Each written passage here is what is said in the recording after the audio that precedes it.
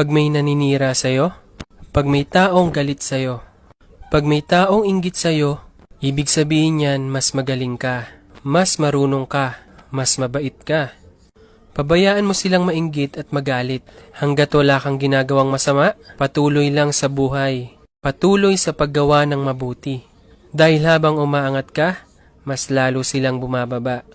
Balang araw, malayong malayo ka na. Habang sila, inggit pa rin, galit pa rin. Hanggat patuloy nilang kinukumpara sarili nila, hindi sila uunlad.